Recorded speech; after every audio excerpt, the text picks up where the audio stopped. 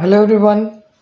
तो आज की वीडियो में हम शुरू कर रहे हैं हमारी एक new playlist that is chemistry of natural products का चैप्टर। ठीक है, तो यहाँ पर अब केमिस्ट्री ऑफ नेचुरल प्रोडक्ट्स आपको पता है कि बहुत बड़ा एक चैप्टर सब्जेक्ट है। ठीक है, एमएससी में तो उसको कंप्लीटली कवर करना till exams it's not possible. ठीक है, नाउ ऑनवर्ड्स। तो जैसे मैंने बायोफिजिकल में कुछ क्वेश्चंस आपसे साथ डिस्कस किए हैं जो कि एग्जामिनेशन पॉइंट ऑफ व्यू से इंपॉर्टेंट है, वैसे ही हम आज भी एबिटिक एसिड वाला जो ये क्वेश्चन है, इस तरीके से कुछ और क्वेश्चंस हम केमिस्ट्री ऑफ नेचुरल प्रोडक्ट्स में डिस्कस करेंगे ताकि आपको एग्जाम में प्रॉब्लम भी ना आए, आंसर भी लिखना आ जाए और आपके कॉन्सेप्ट्स भी काफ़ी स्ट्रांग होते रहे। ठीक है, so let's begin with the first question that is elucidate the structure of abietic acid. तो यहाँ पर हमने फर्स्ट क्वेश्चन क्या करना है कि एबिटिक एसिड का स्ट्रक्चर क्या है। तो हम पहले जो है स्ट्रक्चर को एक्सप्लेन करने से पहले हम इस तरीके से नहीं लिखते जैसे मैंने लिखा हुआ है। मैंने बहुत जो है शॉर्ट वे से लिखा हुआ है, तो आप इस तरीके से कॉपी तो कर सकते हैं इसको पर, लेकिन थोड़ा सा इसको कह लो कि एक्सप्लेनेशन पॉइंट ऑफ व्यू से ज़्यादा अच्छे से एक्सप्लेन कर सकते हैं एग्जामिनेशन में। ठीक है, जैसे एग्जाम स्टाइल में लिखते हैं। ये तो जस्ट एक नोट्स है, तो इसको ही कॉपी करना आपने, बट लेकिन थोड़ा सा इंग्लिश को आपने थोड़ा सा इंप्रूव करना है यहाँ पे। सो एबिटिक एसिड, तो यहाँ पर जो इसका मॉलिक्यूलर फॉर्मूला है that is obtained from some special methods that is equal to C20H30O, right. तो देखते हैं इस तरीके से इसका स्ट्रक्चर कैसा होगा। C20H30O2 मतलब कुछ तो कुछ हमारे डबल ऑक्सीजन मतलब कुछ कार्बोक्सिलिक एसिड वाला ही कुछ है, और वैसे भी इसका नाम एबिटिक एसिड है तो कुछ कार्बोक्सिलिक एसिड कंपोनेंट इसमें होंगे ही होंगे। ठीक है, तो अब इसमें जो हमने इसकी रिएक्शंस करवा के देखी, तो एबिटिक एसिड्स जो है when it reacts with sodium bicarbonate, किसके साथ रिएक्ट किया जब इसने sodium bicarbonate, so it gives effervescence with it. ठीक है, so effervescence with sodium bicarbonate shows the presence of a carboxylic group. तो हमने पहले ही हमने सोचा था कि कार्बोक्सिलिक ग्रुप होगा, तो हमने इसके लिए टेस्ट कैसे कर लिया कि हमने इसकी रिएक्शन कराई विद सोडियम बाइकार्बोनेट, तो हमें एफरवेसेंस मिली जिससे हमें पता लगा कि इसमें कार्बोक्सिलिक ग्रुप तो प्रेजेंट होगा ही होगा। ठीक है, so it is very difficult to esterify, इसकी एस्टेरिफिकेशन करनी बहुत मुश्किल है। It evolves carbon monoxide on heating with concentrated sulphuric acid. तो ये जो है कंसंट्रेटेड सल्फ्यूरिक एसिड के साथ जब भी इसकी रिएक्शन करें तो कार्बन मोनोऑक्साइड मिलती है, which suggest that carboxylic group is present on a tertiary carbon. तो यहाँ से एक बहुत इंपॉर्टेंट हमें कंक्लूजन मिल गया कि हमारे पास टर्शरी कार्बन पर हमारा कार्बोक्सिलिक एसिड ग्रुप प्रेजेंट है। ठीक है, अब नेक्स्ट हमने जो है इसको और आइडेंटिफाई करना, तो हमने क्या किया, इसमें डबल बॉन्ड चेक करने के लिए हमने क्या किया, इसकी कैटालिटिक हाइड्रोजनेशन कर दी। So on the catalytic hydrogenation it absorbs 2 moles of hydrogen. तो यहाँ पर एबिटिक एसिड ने 2 मोल्स ऑफ हाइड्रोजन एब्जॉर्ब किए and forms tetrahydro abietic acid. 4 hydrogen atoms इसमें अटैच हो गए, तो इससे हमें क्या पता चला कि 2 एडिशंस हुई हैं H2 की, तो मतलब 2 डबल बॉन्ड्स इसमें प्रेजेंट होंगे। तो यहाँ पर हमें डबल बॉन्ड्स का पता चल गया कि 2 डबल बॉन्ड्स इसमें प्रेजेंट है। ठीक है, जैसे हम लैब में एक पर्टिकुलर जो हमारे पास सब्सटेंस होता है उसका स्ट्रक्चर डिटरमिन करते हैं, वैसे ही हमने एग्जाम में इस तरीके से ये पॉइंट्स लिखने हैं कि आप सच में इसके स्ट्रक्चर डिटरमिन करने की कोशिश कर रहे हैं। Okay, side by side step by step हमने इसका ओवरव्यू देना है कि कैसे हम रिएक्शंस के थ्रू इसका शो कर सकते हैं कि हम इसका स्ट्रक्चर डिटरमिन कर रहे हैं। तो यहाँ पर देखो एबिटिक एसिड में हमने हाइड्रोजन ऐड किया, तो ये फॉर्मूला हमारा न्यू बन गया। ठीक है, तो क्या कहते हैं, if carboxylic group is a substituent, अगर हमारा कार्बोक्सिलिक ग्रुप जो है that is considered as a substituent, then parent saturated hydrocarbon would be.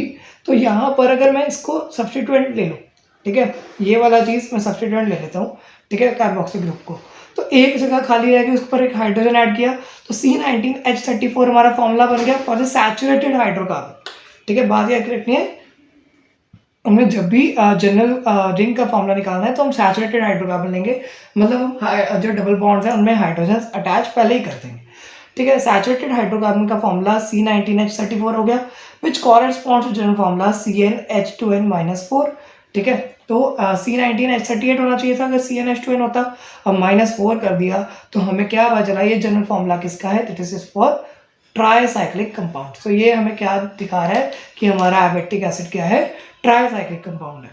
तो यहाँ पर और भी इसको स्टडी करने की कोशिश करी, तो on dehydrogenation with selenium, sulphur और पैलेडाइज चारकोल। तो अब जब हमने डीहाइड्रोजनेशन की एबिटिक एसिड की विद सेलेनियम, सल्फर या पैलेडियम चारकोल के प्रेजेंस में, तो इट फॉर्म्स फिनांथ्रीन डेरिवेटिव। तो इसने क्या फॉर्म किया, हमारे पास फिनांथ्रीन डेरिवेटिव दैट इज रिटीन। रिटीन का केमिकल नेम क्या है, दैट इज 7 आइसोप्रोपाइल 1 मिथाइल फिनांथ्रीन। 7 पर आइसोप्रोपाइल है, 1 पर मिथाइल है। ठीक है, दैट इज़ फिनाल्थ्रीन का स्ट्रक्चर इसमें आ गया हमारे पास। अब यहाँ पर 7 जैसे 1 2 3 4 5 6 एंड 7 पर हमारे पास वो लगा isopropyl. This is रेटिन। So formation of retin from abatic acid suggests that abatic acid has following carbon skeleton। तो अब हमें एबिटिक एसिड जो बना है उससे हमें पता चल गया कि इसका जो स्केलेटन इस तरीके का होगा जिसमें कि हमारे पास 2 कार्बन्स और ऐड होंगे। 2 कार्बन्स कौन से? एक कार्बोक्सिलिक कार्बन और एक एंगुलर मिथाइल ग्रुप। ठीक है, एक हमारे पास कार्बोक्सिलिक ग्रुप जैसे हमने पहले डिस्कस किया था, और एक यहाँ पर एंगुलर मिथाइल ग्रुप। क्यों? क्योंकि हमारा फॉर्मूला ये वाले स्ट्रक्चर से हमें एक कार्बन कम मिल रहा था और 3 हाइड्रोजन भी कम मिल रहे थे, तो हमारे पास CH3 ग्रुप ही ऐड होगा। ठीक है, पर वो कहाँ होगा ये नहीं हमें पता, और हमें ये पता है कि कार्बोक्सिलिक ग्रुप तो हमें पहले ही डिस्कस कर लिया हुआ है कि कार्बोक्सिलिक ग्रुप इसमें प्रेजेंट है, तो वो तो हमें पता ही है। ठीक है ना, तो ये हमने जो है डिटर्मिन कर लिया। अब इसका पार्शियल स्ट्रक्चर हमारे पास आ गया। अब देखिए पार्शियल स्ट्रक्चर से हमने अब डिटर्मिन करने हैं बाकी सारी चीज़ें कि हमारे पास कार्बोक्सिलिक ग्रुप जो प्रेजेंट हमने कहा है पीछे, उसकी पोजीशन कहाँ पर है। जो 1 कार्बोक्सिलिक ग्रुप हमने कहा वो उसकी पोजीशन कहाँ पर है। तो एबिटिक एसिड का कुछ रिएक्शन अंडरगो कराई हमने कि जब इसकी मिथाइलेशन करी तो हमें मिथाइल एबिटेट मिला, जिसमें कि अब रिएक्शन भी साथ में लिखी है मैंने कि एबिटिक एसिड में मिथाइलेशन हमने कराई डायज़ोमिथेन से। ठीक है, तो हमें मिथाइल एबिटेट बना, मतलब हमारा यहाँ पर कार्बोक्सिल ग्रुप के साथ साथ हमारा एस्टरिफिकेशन होगी, दैट इज CH3 ग्रुप हमारा जुड़ गया, एस्टर बन गया।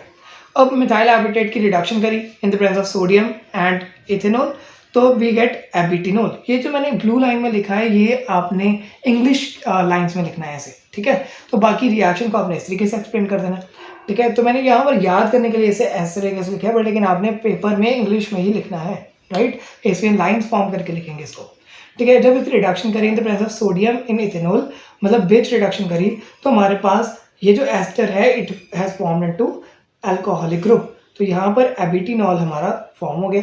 अब एबिटिनॉल की जब डिहाइड्रेशन करते हैं in the presence of PCl5, तो हमारे पास एल्केन बना, दैट इज एल्कीन बना, दैट इज मिथाइल एबिटीन। ठीक है, जब सेलेनियम से इसकी हमने डिहाइड्रोजनेशन करी तो हमारे पास होमोरेटिन आ गया। ठीक है, मिथाइल एबिटीन का हमारे पास डिहाइड्रोजनेशन करने के बाद क्या मिला? होमोरेटिन। अब होमोरेटिन ने क्या शो किया? जब formation of homoretene shows that carboxylic group is present at C4 in abietic acid, मतलब यहाँ पर जो है 4th पोजीशन पर हमारा कार्बोक्सिलिक ग्रुप प्रेजेंट होना चाहिए।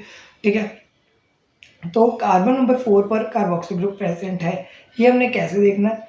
अब देखो जो हमारे पास कार्बोक्सिलिक ग्रुप है वो यहाँ पर हो सकता है, इसकी मिथाइलेशन करने पर हमें ये CH3 यहाँ पर मिल जाता था, फिर CH2OH बन जाता था जब हमें इसकी बर्च रिडक्शन करते थे, तो यहाँ पर ये स्ट्रक्चर आ गया। अब PCl5 के साथ क्या होगा कि हमारे पास जो है OH ग्रुप रिमूव होना है, तो यहाँ पर पॉजिटिव चार्ज आ जाएगा। अब ये मिथाइल शिफ्ट होती है, 1 to मिथाइल शिफ्ट होने के बाद यहाँ पर CH2 CH3 बन गया, और एक हाइड्रोजन जो है इसने इस कार्बोकेटाइन को स्टेबलाइज करने के लिए जो है डबल बॉन्ड यहाँ पर फॉर्म कर दिया, तो ये डबल बॉन्ड फॉर्म हो गया। अब सेलेनियम से जब इस कंपाउंड की रिडक्शन करी तो हमारे पास होमोरेटिन आ रहा था, तो इससे हमें पता चल सकता है कि हमारा कार्बोक्सिलिक ग्रुप जो है वो यहाँ पर ही प्रेजेंट होगा। ठीक है ना, so partial structure of abietic acid जो है that can be represented like this, कि हमारे पास एक मिथाइल ग्रुप है, एक हमारे पास जो है कार्बोक्सिलिक ग्रुप है, और बाकी एक एंगुलर CH3 अभी डिटरमिन करना बाकी है वो कहाँ पर है, और 2 डबल बॉन्ड्स भी प्रेजेंट है। ठीक है, अब जो है 2 डबल बॉन्ड्स में कैसे पता चले थे? हमारी कैटालिटिक हाइड्रोजनेशन वाली रिएक्शन से। अब हमने डिटरमिन करना है कि हमारा एंगुलर मिथाइल ग्रुप कैसे है। तो position of angular methyl group, जब हम करते हैं एबिटिक एसिड की ऑक्सीडेशन विद KMnO4, पोटेशियम पर मैंगनेट से एबिटिक एसिड की ऑक्सीडेशन करेंगे तो it gives a mixture of 2 carboxylic acids, 2 carboxylic acid मिलते हैं हमें। तो इन दोनों कार्बोक्सिलिक एसिड की डिहाइड्रोजनेशन से हमें क्या मिलता है? मेटाजाइलिन एंड 1,2,3 ट्राइमिथाइल बेंजीन। तो इसकी रिएक्शन शो कर देता हूँ मैं आपको। तो फ्रेंड्स ये हमारी रिएक्शन है जिसमें कि हमारे पास हमने जो जनरल फॉर्मूला लिया था उसमें अगर ऑक्सीडेशन करवाई है तो हमारे पास एक ये वाला कंपाउंड आया, एक ये वाला कंपाउंड आया, A और B दो हमारे पास कार्बोक्सिलिक एसिड्स आ गए। अब ये कार्बोक्सिलिक एसिड की जब सेलेनियम के साथ रिडक्शन करी तो हमारे पास इस तरीके से मेटाजाइलिन आया, और अगर ये वाले कार्बोक्सिलिक एसिड की रिडक्शन करी तो हमारे पास ये वाला हमारे पास 1,2,3 ट्राइमिथाइल बेंजीन आया। ठीक है, तो इससे हमें क्या पता चलता है, formation of metaxylene and 1 to 3 time benzene indicates the 1-3 relationship of methyl group in ring A. जो रिंग ए है उसमें मिथाइल ग्रुप्स की जो पोजीशन है वो 1-3 पोजीशन ही होगी, ठीक है, क्योंकि सेकंड पोजीशन पर इसलिए नहीं हो सकता बिकॉज सेकंड पोजीशन पर हमारे पास पहले ही हमारी रिंग अटैच्ड है, और फर्स्ट वाला जो जाइलिन आया उसमें तो हमारे पास सेकंड पोजीशन पर कोई मिथाइल ग्रुप लगा ही नहीं, तो हमारे पास सिर्फ मिथाइल ग्रुप मेटा पोजीशन पर ही प्रेजेंट होता है, ठीक है। तो हमारा इससे हमें पार्शियल स्ट्रक्चर बन मिल गया एबिटिक एसिड का लाइक दिस, ठीक है, जिसमें कि 3 रिंग्स हैं, एक एंगुलर मिथाइल ग्रुप है, अब 2 डबल बॉन्ड्स भी प्रेजेंट है। तो डबल बॉन्ड जो है प्रेजेंट कैसे पता चलेगा, जो अबव ऑक्सीडेशन रिएक्शन है उसमें पता चला कि रिंग ए जो है वो तो जो है ऑक्सीडाइज हुई नहीं स्मॉलर फ्रेगमेंट्स में, तो ring A does not contain any double bond, ring A में कोई भी डबल बॉन्ड नहीं है, otherwise it could have been oxidise into smaller fragments, नहीं तो इसकी छोटी छोटी फ्रेगमेंट्स बन जाती। अब none of the oxidation products contain ring B और सी, कोई भी ऑक्सीडेशन प्रोडक्ट में हमें रिंग बी या रिंग सी नहीं मिली, सो डबल बॉन्ड जो है या तो रिंग बी में होंगे या रिंग सी में होंगे, या तो फिर दोनों ही रिंग्स में होंगे। अब यूवी स्पेक्ट्रम जो है उससे हमें क्या पता चला दैट लैम्डा मैक्स की वैल्यू जो आई है दैट इज 238 नैनोमीटर आई है, जिससे कि हमें पता चला कि हमारे पास जो डबल बॉन्ड्स हैं वो कॉन्जुगेटेड भी हैं और हेट्रोएनुलर है। हेट्रोएनुलर का मतलब ये दोनों डिफरेंट रिंग्स में है, मतलब रिंग बी में भी एक हमारे पास हमारा डबल बॉन्ड है और रिंग सी में भी हमारे पास डबल बॉन्ड है, ठीक है। तो ये हमें कहाँ से पता चला, from our spectroscopic UV spectroscopic technique से, ठीक है ना। अब एबिटिक एसिड की जब हम पोटेशियम पर मैग्नेट के साथ रिएक्शन कराते हैं तो यहाँ पर आइसोब्यूटायरिक एसिड हमें एक मेन प्रोडक्ट मिलता है, जिससे हमें कि पता चलता है कि हमारी रिंग सी में या तो हमारी रिंग सी में यहाँ पर डबल बॉन्ड है इन दोनों के बीच में, या फिर यहाँ पर इन दोनों के बीच में डबल बॉन्ड है, ठीक है, आइसोब्यूटायरिक एसिड में। तो अगर जो है हमारे पास यहाँ डबल बॉन्ड होता है तो इसकी कॉन्जुगेशन यहाँ पर हो जाएगी, ठीक है। तो इस तरीके से हमारे पास कॉन्जुगेशन हो सकती थी। तो अब हमने जब हमारे ट्राई करके देखा कि ये यहाँ पर कॉन्जुगेशन बन रही है, तो हमें यूवी स्पेक्ट्रोस्कोपी का डाटा हमारा मैच कर गया, ठीक है। तो यूवी स्पेक्ट्रोस्कोपी का डाटा मैच करने पर हमें क्या पता चला कि डबल बॉन्ड्स इस तरीके से प्रेजेंट है, तो हमारा फाइनल स्ट्रक्चर जो है एबिटिक एसिड का मिल गया हमें। So just wait a second, मैं फाइनल स्ट्रक्चर यहाँ पर ड्रॉ करके दिखाता हूँ आपको।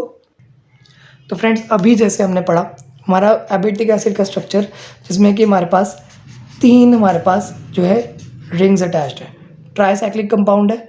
हमारे पास जो 7th पोजीशन है वहाँ पर हमारे पास एक methyl group isopropyl group attach है, ठीक है ना।